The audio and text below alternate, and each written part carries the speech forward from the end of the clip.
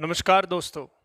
Alcohol is injurious to health, लेकिन उसके बावजूद भी हम इंसान rum, vodka, whisky, scotch, wine, champagne, beer बहुत सारी अल्कोहल ड्रिंक्स का इस्तेमाल करते हैं।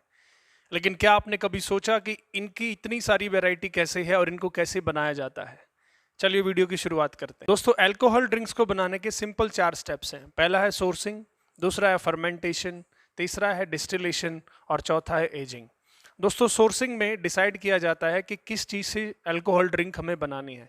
अगर सही मायने में अगर हम देखें तो सोर्सिंग और डिस्टिलेशन प्रोसेस दो ऐसे स्टेप हैं जो तय करते हैं कि बनने वाला प्रोडक्ट कौन सी अल्कोहलिक ड्रिंक बनने वाला है, रम बनने वाला है कि वोडका बनने वाला है कि विस्की बनने वाला है, जिनसे शराब तैयार की जाती है। जैसे फ्रूट्स हैं, ग्रेप्स हैं, ऑरेंजेस हैं और सीरियल्स हैं। यानी कि फ्रूट्स और सीरियल्स दो चीज़ों से अल्कोहल ड्रिंक्स बनाई जाती हैं।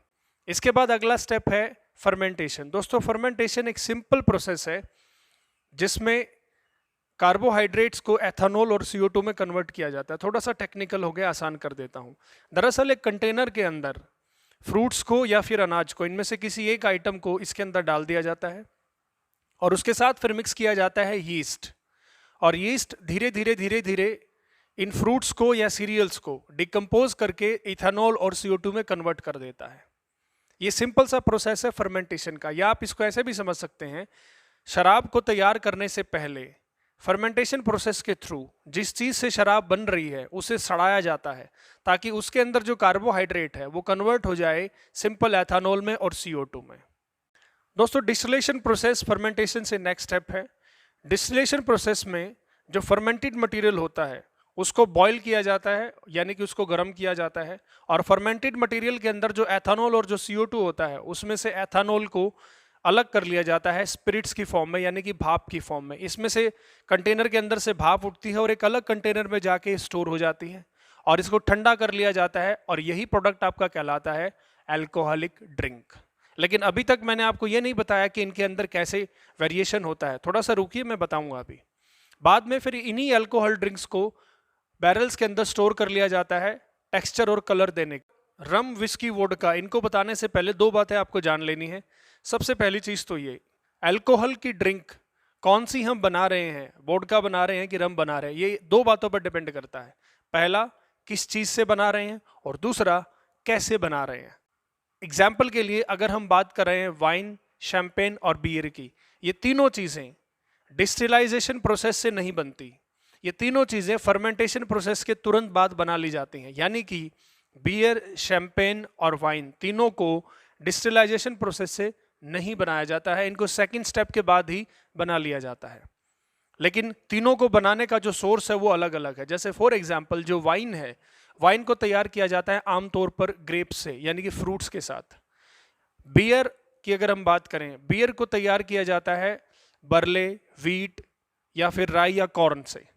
और अगर हम बात करें शैम्पेन की, तो शैम्पेन एक कार्बोनेटेड वाइन है, एक फिजी वाइन है। मतलब क्या हुआ इसका मतलब, शराब के अंदर जैसे कैंपा में होता है उसके अंदर बुलबुले होते हैं या उसके अंदर कार्बोनेटेड वाटर होता है, उसी तरीके से जब वाइन को बॉटल में पैक किया जाता है तो पैकिंग के दौरान ही वाइन को बॉटल के साथ उसके अंदर यीस्ट मिला दिया जाता है और जब हम खोलते हैं तो उसमें से काफ़ी सारे बबल्स बाहर आते हैं। तो एक तरीके से अगर मैं कहूँ कि शैम्पेन जो है वो एक फिजी या स्प्रिंकलिंग वाइन ही है।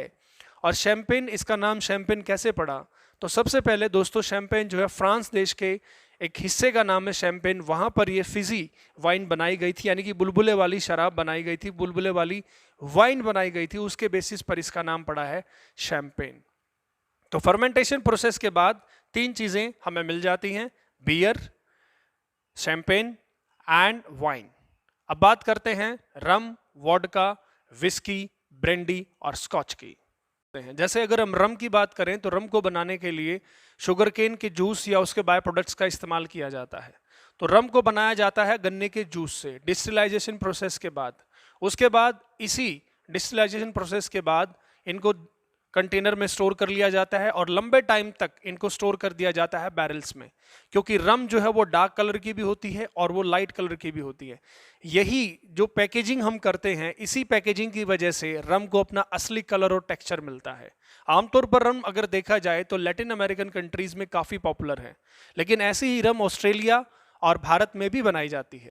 दोस्तों, विस्की को बनाने के लिए आमतौर पर अनाज का इस्तेमाल किया जाता है। इसको वीट, गेहूं, कॉर्न या फिर चावल से बनाया जाता है। विस्की आपका डिस्टिलेशन प्रोसेस के बाद बनती है। विस्की की अलग अलग वैरायटी हैं, जैसे सिंगल मॉल्ट है, बर्बॉन है, स्कॉच है। जी हाँ, सही सुना आपने, स्कॉच भी एक टाइप की स्पेशलाइज्ड विस्की है। लेकिन इसको स्कॉच क्यों कहते हैं, इसके पीछे की इंटरेस्टिंग स्टोरी है, किसी और वीडियो में बताऊंगा। अभी सिर्फ इतना जान लीजिए, स्कॉटलैंड देश में जो विस्की तैयार की जाती है उसी को स्कॉच कह देते हैं। और ऐसी ही एक विस्की की क्वालिटी अमेरिका में भी तैयार की जाती है, जिसको बर्बॉन कहते हैं। ये कॉर्न यानी कि मक्के से तैयार की जाती है। ऐसी एक स्पेशलाइज्ड विस्की जो है ऑस्ट्रेलिया में भी तैयार की जाती है। सिंगल अगर डिस्टिलाइजेशन प्रोसेस के बाद विस्की को अगर सिंगल डिस्टिलाइज किया जाता है तो उसे विंटेज सिंगल मॉल्ट या सिंगल मॉल्ट की कैटेगरी में रखा जाता है। ब्रांडी का मतलब है बर्न्ट वाइन यानी कि जली हुई वाइन। आमतौर पर मैंने आपको पहले बताया था कि फर्मेंटेशन प्रोसेस के बाद वाइन बनती है, लेकिन जब इसी वाइन को दोस्तों डिस्टिलाइज कर दिया जाता है तो वो ब्रांडी की शक्ल ले लेती है। तो एक तरीके से कहने का मतलब यह है कि वाइन को डिस्टिलाइज अगर कर देंगे तो हमें ब्रांडी मिल जाएगी। और वाइन बनाने के लिए किस चीज़ का इस्तेमाल होता है, बिल्कुल सही कहा आपने, ग्रेप्स का या फिर फ्रूट्स का। दोस्तों, वोडका ठंडे प्रदेशों में पी जाती है, आमतौर पर रशिया जैसे देश में काफ़ी फेमस होती है। ऐसा कहा जाता है कि रशिया में पानी कम, वोडका ज़्यादा चलता है। तो दोस्तों, वोडका एक बहुत ही स्पेशलाइज्ड किस्म की अल्कोहलिक ड्रिंक है, जिसे 90% तक डिस्टिल्ड किया जाता है और बाद में इसे वाटर के साथ 40% मिलाकर सैचुरेट कर दिया जाता है। आमतौर पर जो वोडका है वो पोटैटो, चावल जैसी चीज़ों से बनाई जाती है। और अगर इसी वोडका के अंदर जेनिपर बेरीज के सीड्स अगर डाल दिए जाते हैं तो फिर उसको जिन कह देते हैं।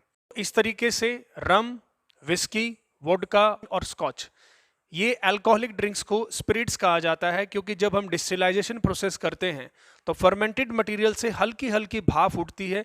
इसी भाप को स्पिरिट की कहा जाता है और यही स्पिरिट यानी कि भाप ठंडे होकर कंटेनर में अल्कोहलिक ड्रिंक का एक फॉर्म ले लेती है।